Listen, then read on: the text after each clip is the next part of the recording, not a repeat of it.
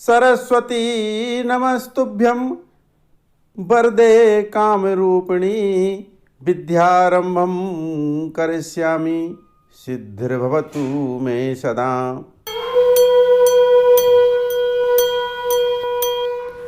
नमस्कार बंधुओं, पुष्पांजलि वास्तुकल्प में आपका हार्दिक स्वागत है। अब तक की कक्षाओं में हमने भूखंड के चयन में जो सावधानियां रखना है उसका विस्तृत विवेचन किया है। भूखंड के ढलान का वर्णन किया है। इसके बाद में भूखंड के आकार का वर्णन किया है। वहाँ पर पुनः स्मरण कराते हैं कि भूखंड का जो ढलान है वो पूर्व उत्तर या पूर्व उत्तर की बीच की दिशा ईशान कोण में होना चाहिए, और जो भूखंड का आकार है वो चतुर्भुज होना चाहिए, जिसकी चारों भुजाएं समान हों या फिर आमने सामने की भुजाएं समान हों। वह भूखंड सबसे श्रेष्ठ होता है। इसके अलावा यदि ऐसा भूखंड नहीं है तो उस भूखंड को कैसे सुधारते हैं, इसका चर्चा भी हमने पिछली कक्षाओं में किया है। अब आज हम भूखंड का चयन होने के पश्चात उस भूखंड में कोई शल्य तो नहीं है, इसका अनुमान कैसे हो, इसका निवारण कैसे हो, शल्य क्या है, इन सब बातों का उल्लेख करेंगे। प्रिय बंधुओं, शल्य का अर्थ जो प्राचीन काल से संस्कृत में चला आ रहा है उसका अर्थ है घातक, नुकीला। जैसे कि चाकू है और लकड़ी काटने के लिए जो हम हथियार प्रयोग करते हैं, आरी है, कुल्हाड़ी है, हसिया है, ये सब शल्य कहलाते थे। जैसे शल्य चिकित्सा का नाम भी इसी आधार पर पड़ा है कि वह चिकित्सा जिसमें चीड़फाड़ होती है वो शल्य चिकित्सा कहलाती है। लेकिन यहाँ वास्तु के जो अर्थ है वो केवल घातक है। शल्य का अर्थ है कि जमीन के अंदर ऐसे पदार्थ जो मनुष्य के लिए भविष्य में रोग पैदा करेंगे या धन हानि कराएंगे या किसी प्रकार की भी घातक बीमारी दे सकते हैं, ये सब का जो कारण है वो शल्य कहलाता है। तो शल्य यहाँ पे अकेला घातक शब्द में प्रयोग करेंगे। अब प्रश्न उठता है कि शल्य का ज्ञान कैसे हो, शल्य क्या क्या होते हैं। तो जब हम भूखंड लेते हैं तो भूखंड में हमें चारों तरफ घूम के ये देखना चाहिए कि इसके अंदर कहीं कोई राख तो नहीं पड़ी है, कोयला तो नहीं पड़ा है, यानी ऐसे अप्राकृतिक पदार्थ, यानी कुछ तो प्राकृतिक पदार्थ होते हैं जो ज़मीन के अंदर पाए जाते हैं, तो वो तो भूमि में स्वाभाविक है। जैसे मान लो पत्थर का कोयला है तो वो तो चूँकि प्राकृतिक है, इसलिए उससे कोई हमें आपत्ति नहीं है, वो शल्य की श्रेणी में नहीं आएगा। बल्कि ऐसा कोयला जो मानव ने बनाया है, जली हुई लकड़ी जो मानव ने जलाई है, इस प्रकार से जो पदार्थ पाए जाते हैं वो सब शल्य की श्रेणी पाए जाते हैं। अब हम यहाँ पर कुछ उल्लेख कर रहे हैं जो प्रमुख रूप से शल्य होते हैं, वो ये कौन कौन से हैं। सबसे पहला शल्य है पशु या मनुष्य की हड्डियाँ। ये शल्य सबसे ज़्यादा महत्वपूर्ण शल्य है,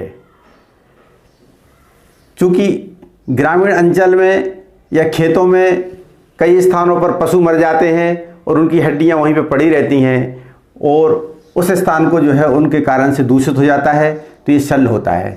या मनुष्य की हड्डियां भी पाई जाती हैं, ये भी एक बहुत बड़ा शल्य रोग है, शल्य दोष है।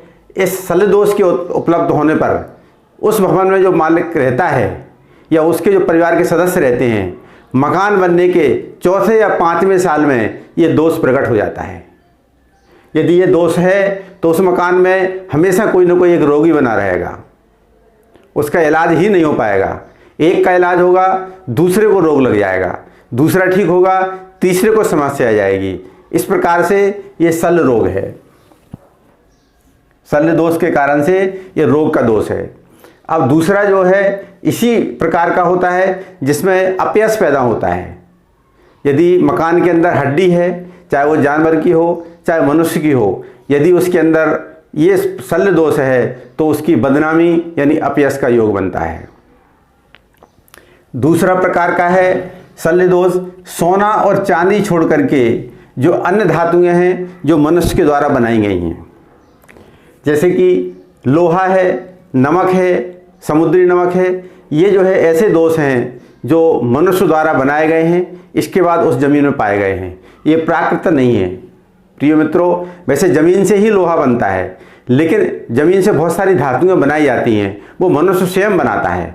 उसकी एक प्रोसेस है जिनको अयस्क बोलते हैं। उस अयस्क के द्वारा एल्युमिनियम भी बनता है, अभ्रक भी बनता है, हजारों प्रकार की धातुएं, सैकड़ों प्रकार की धातुएं बनती हैं, लेकिन मनुष्य उनको बनाता है।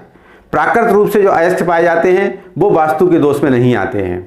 तो चूंकि लोहा मनुष्य के द्वारा एक प्रक्रिया द्वारा बनाया जाता है, स्टील प्रक्रिया के द्वारा बनाया जाता है, एल्युमिनियम एक जो है प्रक्रिया के द्वारा बनाया जाता है, नमक भी हम अपने एक प्रक्रिया के द्वारा बनाते हैं। तो इसलिए ऐसे भूखंड में जिसमें ये चीज़ें पाई गए वो जो है शल्य दोष के अंतर्गत आते हैं। यह शल्य दोष भी हमेशा हानिकारक होता है। इसमें हानि कई प्रकार की हो सकती है। तीसरा है जली हुई लकड़ी। बंधुओं, प्राकृतिक रूप से लकड़ी पाई जा सकती है, क्योंकि जंगल था किसी ज़माने में, 100 साल पहले हर जगह जंगल थे, तो ऐसी स्थिति में वहाँ तो लकड़ी होगी ही, क्योंकि प्रकृति है ये तो। लेकिन ऐसी लकड़ी जो अध जली मिले, माने आधी जली हुई लकड़ी यदि है तो वो महान शल्य दोष है। इसके अलावा कोयला है, राख है, बाल हैं, बाल भी पशु के, मनुष्य के, किसी प्रकार के बाल हैं, वो भी एक शल्य दोष होता है। और अन्य अप्राकृतिक पदार्थ, जैसे कि प्राकृतिक पदार्थ जो प्रकृति में पाए जाते हैं, जैसे जमीन के अंदर आपको पत्थर मिलेगा, प्राकृतिक पदार्थ है। केवल एक पदार्थ ऐसा है अप्राकृतिक जिसका विश्वकर्म प्रकाश में उल्लेख है कि यदि ईंटें मिलती हैं तो शुभ हैं। केवल एक हमें लिखने को मिला है कि जो प्राकृतिक पदार्थ नहीं है, क्योंकि ईंटें मनुष्य बनाता है, इसके बावजूद भी यदि ईंटें मिलती हैं तो वो जो है प्लाट को शुभ माना गया है, ऐसा विश्वकर्म प्रकाश में उल्लेख है। अब ये जो शल्य हैं, ये शल्य से उस प्लाट पर रहने वाले को हानि होती है, ऐसा हमारे जितने भी वास्तुशास्त्र और धर्मशास्त्र की पुस्तकें हैं सब में लिखा हुआ है। तो अब प्रश्न उठता है कि चूंकि जमीन के ऊपर हम चल रहे हैं और ये पदार्थ जो है ऊपर तो दिखेंगे नहीं, हो सकता दिख जाए, लेकिन अधिकांश पदार्थ क्या होगा, जमीन के अंदर होंगे, क्योंकि भूमि की एक विशेषता है कि उस पर जुताई होती रहती है। इसके अलावा भूमि किसी न किसी कारण से परिवर्तन भी होती रहती है। तो जो शल्य हैं, हजारों साल पुराने शल्य हैं, सैकड़ों साल पुराने शल्य हैं, सैकड़ों साल पुराने पहले कोई पशु मरा था उसकी हड्डियां हैं, वो जमीन की सतह पर नहीं होंगी बल्कि जमीन से नीचे होंगी। तो ऐसी स्थिति में क्या करें, कैसे पता लगाएं कि ये शल्य कहाँ है? ठीक है, ये बहुत महत्वपूर्ण प्रश्न हो जाता है। तो इसके लिए हमें 2 विधियां अपनाना पड़ती हैं। पहली विधि तो यह है कि उस प्लाट को वास्तुशास्त्र के अनुसार पुरुष की ऊंचाई तक की जो मिट्टी है उसको निकाल करके फेंक देना चाहिए और उसमें पुनः नई मिट्टी भरना चाहिए। लेकिन आज के युग में ये बहुत कॉस्टली काम है। प्लाट मान लो 1500 स्क्वायर फीट का है, उसको पूरा का पूरा प्लाट को अपन एक 6 फीट के लगभग खोद करके और पूरी मिट्टी निकालेंगे तो लगभग 100 ट्रक मिट्टियाँ बाहर जाएगी और 100 ट्रक मिट्टी अंदर आएगी, तो ये मकान की कॉस्ट बढ़ जाएगी। तो ऐसी स्थिति में हमारे लिए बुद्धिपूर्वक कार्य करना चाहिए। ये तो एक ऐसा नियम है कि बिल्कुल इसमें शल्य रहेगा ही नहीं। यदि आप कर सकते हैं तो बहुत खुशी की बात है, लेकिन हमें कुछ विवेक भी करना चाहिए। विवेक ऐसा करना चाहिए कि जो ग्रामीण क्षेत्र या शहरी क्षेत्र निवास के जो स्थान हैं उनके आसपास जो डेवलपमेंट हो रहा है वहाँ पे हो सकता है कि मनुष्य की हड्डियाँ पाई जाएं, क्योंकि कई पंथों में मनुष्य को गाड़ने की प्रथा है। तो ऐसी स्थिति में मनुष्य को गाड़ने की जो अधिकतम गहराई है वो 6 फीट है। तो इसलिए उनको जो है 6 फीट पूरे प्लाट को निकाल करके मिट्टी और 6 फीट की गहराई करके उसमें पुनः शुद्ध मिट्टी भरना चाहिए। लेकिन ऐसे प्लॉट जहाँ पर डेवलपमेंट हमारे देखते हो रहा है, खेतों में डेवलपमेंट हो रहा है, तो उस खेत में जो है इस प्रकार की संभावनाएं बहुत कम हो जाती हैं। तो ऐसी स्थिति में हम क्या करना चाहिए? ऐसी स्थिति में हमें विचार करना चाहिए कि चूंकि प्राचीन काल से खेती चली आ रही है, पहले खेती हल के माध्यम से होती थी। हल की जो गहराई है अधिकतम 1 या 1.5 फीट तक होती थी, और इसके बाद उसमें पलटा मारते थे तो 1 या 1.5 फीट तक की जो ज़मीन मिट्टी होती थी वो ऊपर आ जाती थी, और ऊपर की जो मिट्टी है वो 1.5 फुट नीचे चली जाती थी।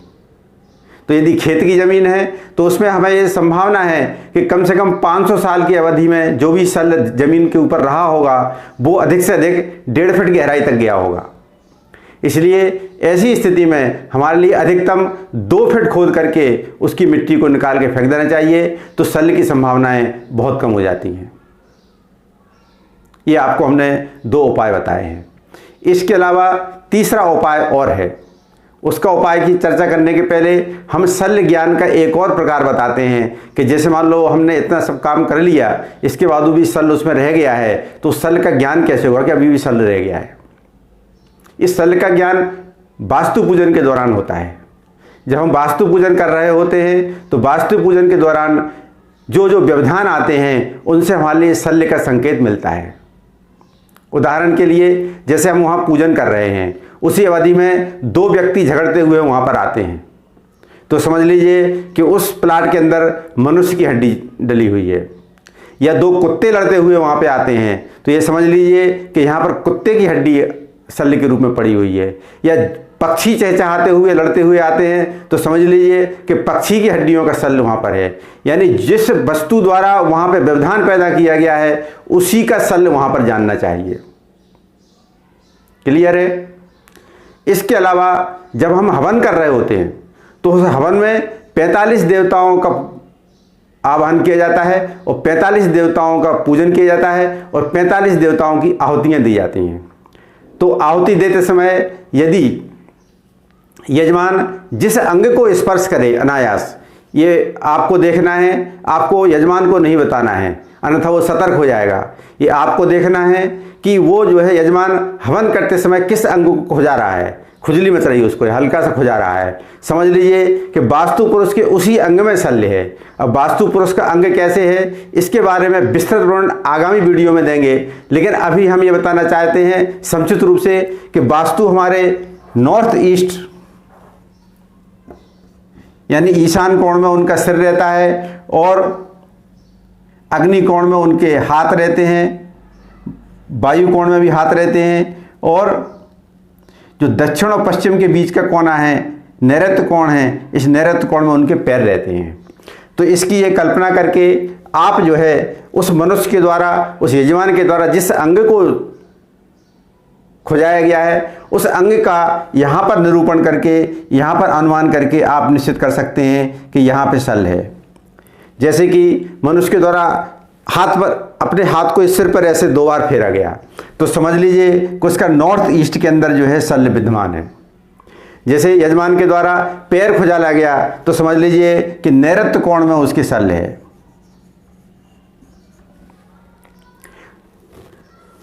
ठीक है, तो इस प्रकार से हम शल्य का एक ज्ञान और ये कह रहे हैं।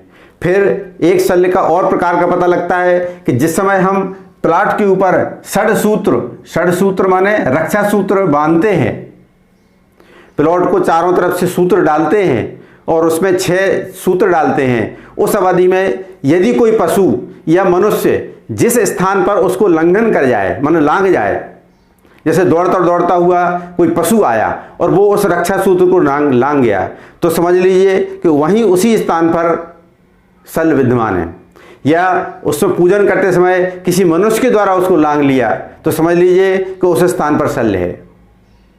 ये हमें किसी को सावधान नहीं करना है, याद रखिएगा, क्योंकि प्राकृत अवस्था में ही जो कुछ घटनाएं हो रही हैं हमें चूँकि उसको देखना है और शल्य का ज्ञान करना है, इसलिए किसी को समझाना नहीं है कि आपको वहाँ पर ये एक्टिविटी नहीं करना है, अरे अन्यथा वो सतर्क हो जाएगा तो फिर उस शल्य का पता नहीं लग पाएगा।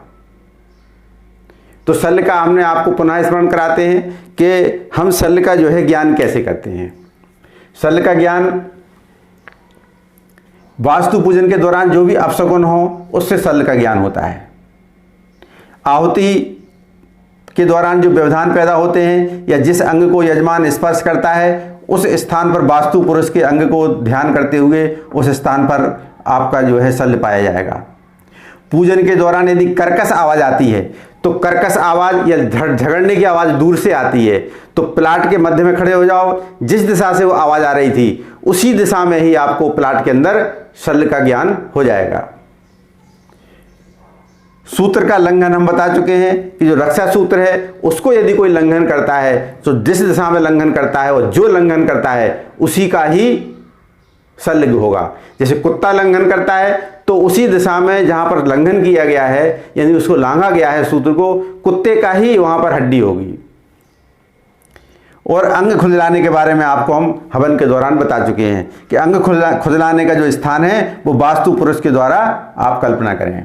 इस प्रकार से आपको शल्य का ज्ञान हो जाएगा। एक कुशल वास्तुविज्ञ वही है, एक कुशल पंडित वही है जो वास्तु के शल्य का ज्ञान अच्छे से जानता है और उसका निदान जानता है। अब चूंकि शल्य का ज्ञान हो गया तो जहां हमें पता लगा शल्य यहाँ पर है तो हम उस शल्य को उतने स्थान पर कम से कम 6 फीट गहराई तक खोद लेंगे और उस खोद करके उस मिट्टी को फेंक देंगे। अब यहाँ पे एक प्रश्न और आता है कि क्या उस मिट्टी को देखना है? नहीं, उस मिट्टी को नहीं देखना है। हमारे लिए ईश्वर ने संकेत दिए हैं कि यहाँ पे शल्य है तो हमें 6 फीट गहराई तक का जो भी मिट्टी है उसको निकाल करके और फेंक देना है। अब यदि शल्य पाया गया तो उसके उपाय क्या है?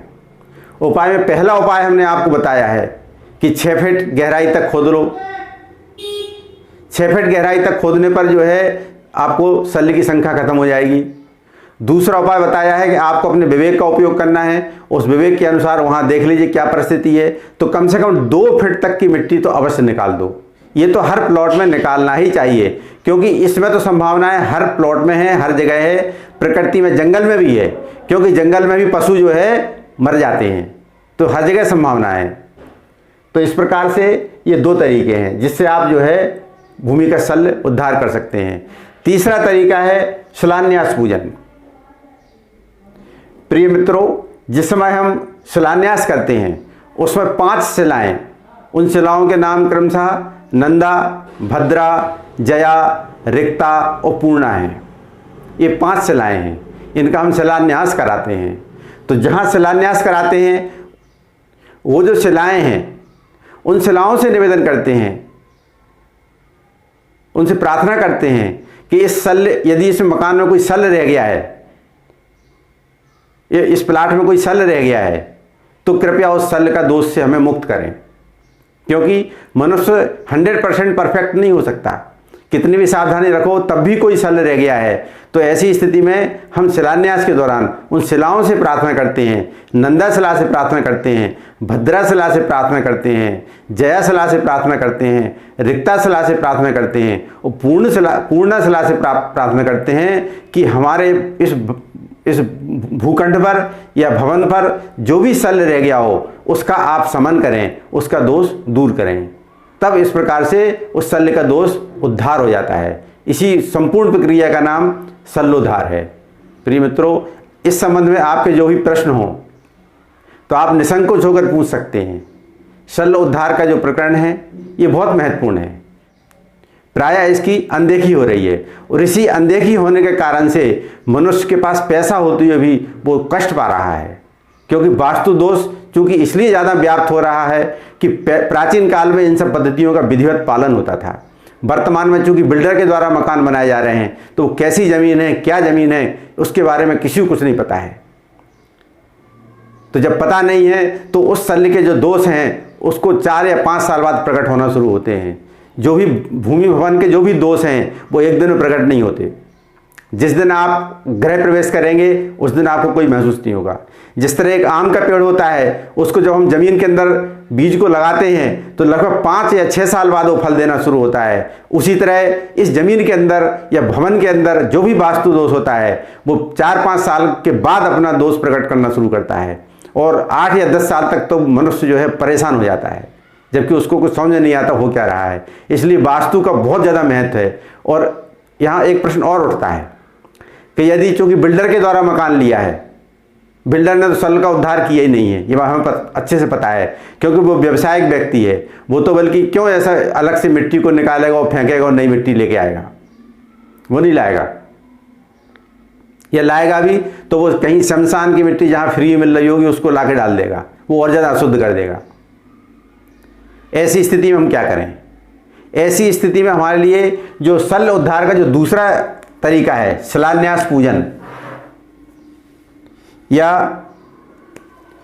हमारे लिए क्या करना चाहिए? एक बार जो है इन शिलाओं का पुनः पूजन करना चाहिए। एक बार नई शिलाएं बनाना चाहिए और उनका पूजन करना चाहिए, और उस मकान में उतना जगह खोद करके जो जो दिशाएं हैं उन दिशाओं में उसको प्रवेश करा देना चाहिए, तो वहाँ का शल्य उद्धार हो जाएगा।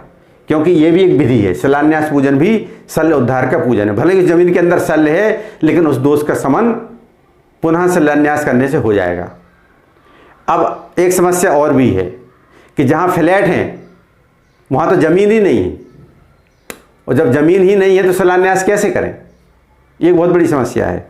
तो इसका जो समाधान है वो ये है कि प्रति वर्ष वास्तु पूजन कराते रहें, क्योंकि वास्तु के जो 45 देवता हैं, यदि ये प्रसन्न रहेंगे तो वो आपकी रक्षा करते रहेंगे। क्योंकि जिस दिशा में भी शल्य होगा उस शल्य का जो है जो भी खराब फल है उसको वो स्वयं नष्ट कर दिया करेंगे। इसलिए वास्तु पूजन हमेशा हर स्थिति में वर्ष भर में होता रहना चाहिए। वास्तु पूजन का बहुत महत्व है। ये चूँकि आधुनिक दुनिया है, ये इसमें समय का बहुत अभाव है लोगों के पास, लेकिन एक दिन समय अवश्य निकालना चाहिए कि इससे हम वास्तु का दोष समाप्त कर सकें और जीवन को, अपने जीवन को हमेशा हमेशा के लिए सुखी रख सकें। ये मैं आपको अनुभव से बता रहा हूँ। हमारे पास कई जन्म कुंडली दिखाने वाले आते हैं, उनकी जन्म कुंडली हम देखते हैं कि उच्च के ग्रह चल रहे हैं, उच्च के ग्रहों की महादशा चल रही है। उनसे बोलते हैं कि आपका तो 12 नहीं आ रहे हैं, आनंद ही आनंद है। वो कहता महाराज कुछ भी नहीं हो रहा है, हर तरफ से परेशानी भागी आ रही है।